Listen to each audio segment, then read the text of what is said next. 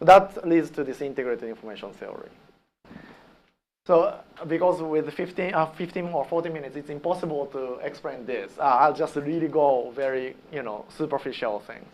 But the really crucial difference of the IIT integrated information theory from others is really starting from the phenomenology and then try to identify essential properties of consciousness.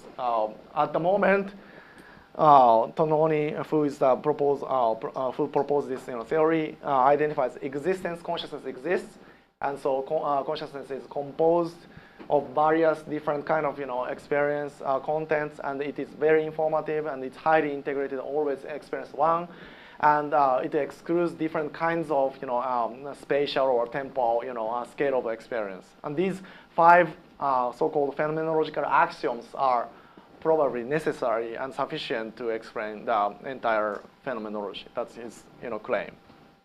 And then trying to translate how these axioms would map onto the neuronal activity and connectivity. That's the major project.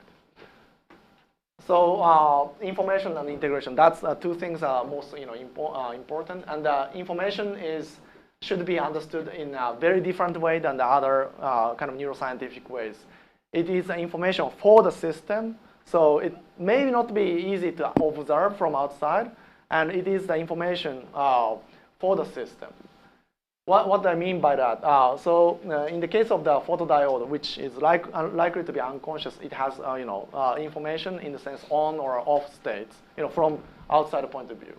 And in the case of our brain, there are lots of neurons, and they could take different states, so it could have a completely different huge amount of information. But these photodiode is very different from brain in the sense that each of the photodiode is usually not connected to each other, so that the influence of states of one photodiode doesn't exert any effect or cause on the other ones. But that's completely different in the brain's case, neurons case.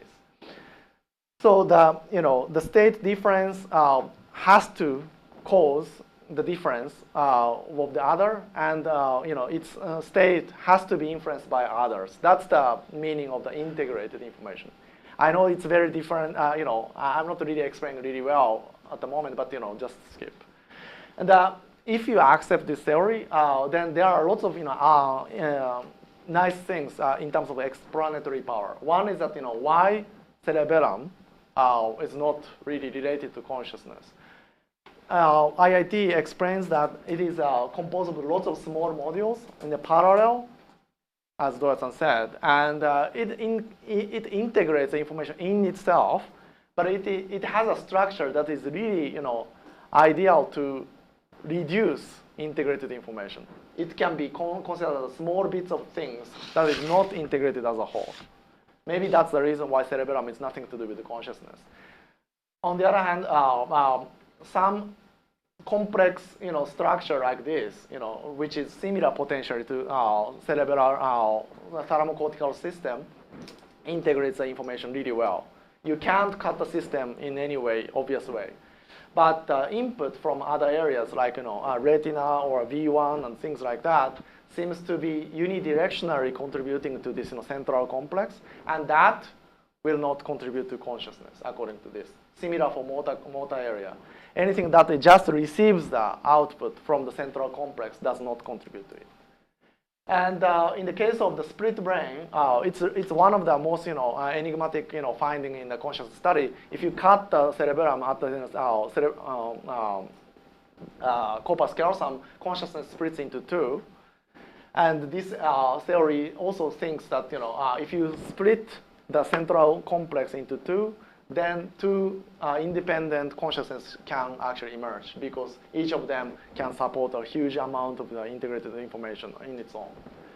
And this theory was sort of motivation for this TMS-EEG experiment. And I already mentioned, but this can be all considered as a sort of amount of the integrated information that our brain is possessing at the different levels of consciousness. And about the function of consciousness, this theory also gives a completely different answers than the explicit functions of, like memory or attention or reports. It is the sort of ecological economy that is given to the conscious system that is very important. So according to this theory, any system that has a feedback and also recurrent activation tend to have a higher amount of the integrated information. And if you wire it in a very nice way, which is very difficult, engineers usually try to avoid feedback and so on because it is very difficult to control. But if you wire it in a nice way, you can have 1, 2, 3, 4, 5, 6 neurons to perform something very complicated as this system that has only feed forward.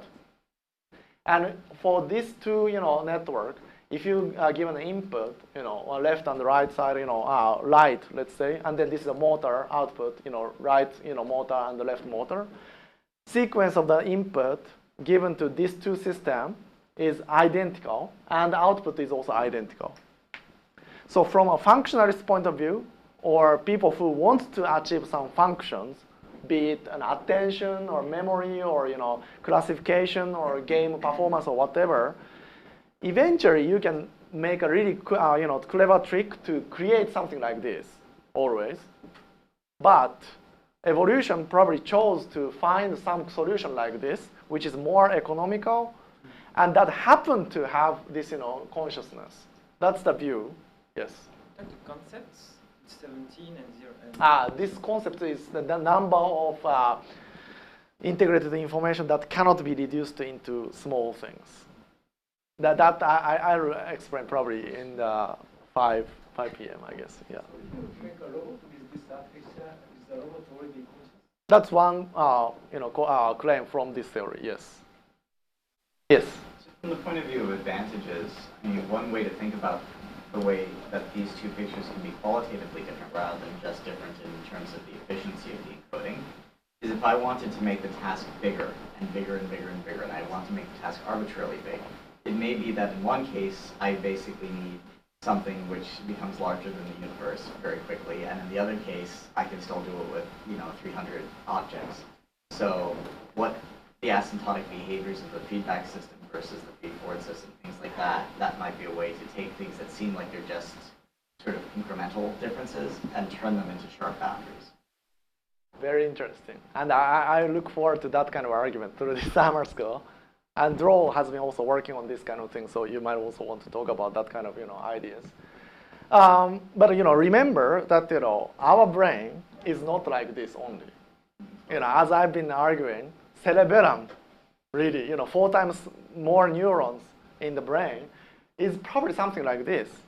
And that's, as you kind of alluded to, if what we are doing is a highly, automatized and stereotypical and, very well-defined things, constructing this kind of, circuit is actually much faster and also more efficient and, cheap. But if you try to deal with something, unexpected or very complicated, which happens to be the job of the cortex, then this might be more favored.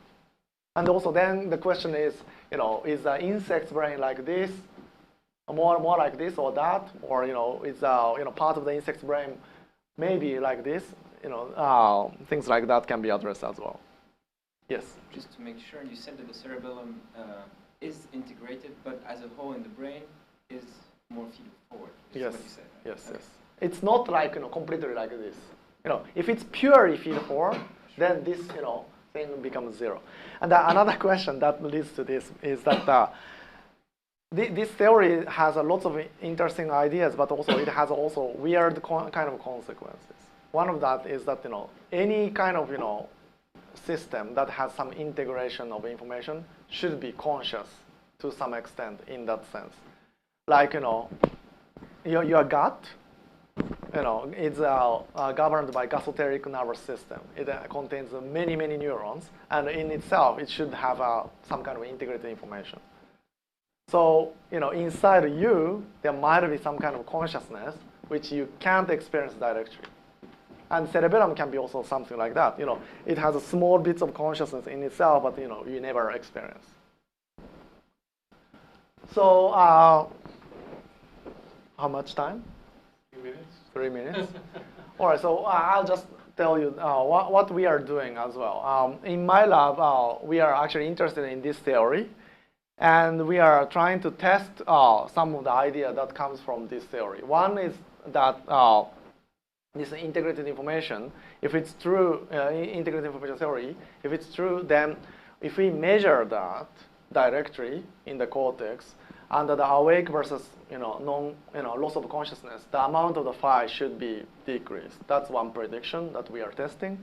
And another one is that if the collection or structure of this integrated information is something to do with consciousness, then that's something we can also address by just directly recording it and then constructing what the conscious experience should be according to this. Inject the anesthesia. And then this is sort of also another schematic of the structure of conscious experience. Experience is composed of different modality, and the different modality is composed of different kind of objects, and so on, and so on. So this kind of hierarchical, compositional, and integrated structure of consciousness may be captured by the integrated information structure, which we recently computed by this kind of mathematical approximation of otherwise very complicated and impossible entity phi. And the suggestion is that this kind of thing may be corresponding to phaseness. And if we have something like this across all the modalities and so on, we might be able to actually directly come from here to specific Fourier contents of consciousness. That's the reason why I think that the hard problem consciousness might be dissolved in the future. And also, yeah, if we can construct something like this artificially, that could be the artificial consciousness. Thank you. Thank you very much.